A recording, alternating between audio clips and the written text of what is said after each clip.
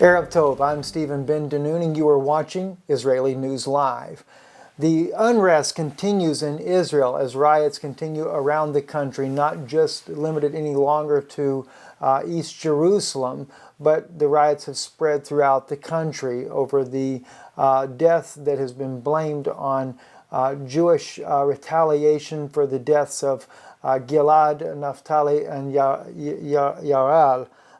In the deaths that they had just days ago. They say that this was a retaliatory attack on a 16-year-old Arab boy who was killed in East Jerusalem, and then his body was burned. According to the autopsy results, they believe that he was still alive when his body was being burned, which has incited even more riots.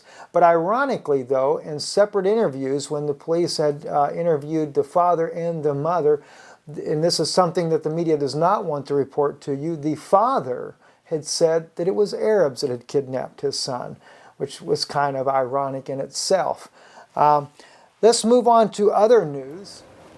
This afternoon or tonight in Israel, between 8 and 9 p.m., 40 more rockets slammed into Israel. Many of those were intercepted by the Iron Dome that Israel has for its own protection against the rocket attacks.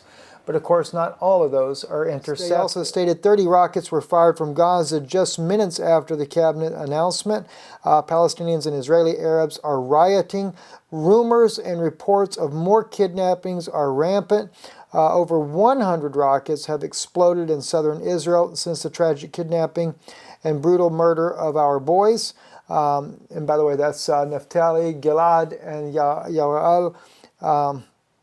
Code red sirens are forcing residents of southern Israel towns to run for cover. Hamas has released scarce videos with threats such as this. To the settlers of Beersheba, your leaders have bombed our homes, killed our children, and sentenced you to death. Run before it's too late. Interesting. Abbas of the Fatah movement has proclaimed, Sons of Zion, this is an oath to the Lord of the heaven. Prepare all of the bags you can for your body parts. That pretty much lets us know that the Intifada that had seemed to die out just a few years ago is getting ready to go back in full swing once again. Suicide bombers, no doubt, when he says body bags, to prepare all of the bags you can for your body parts. That's suicide bombers. Anyway, continuing in other news, Israel is preparing to go to war with Iran. Actually, the escalation of this reality has taken a step forward.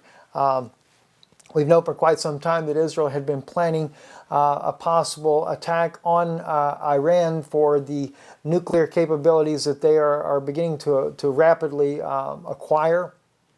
And finally, they announced today that that is becoming an inevitable situation, an inevitable fact that war will be going on with Iran. They are preparing the citizens of Israel as well for this attack.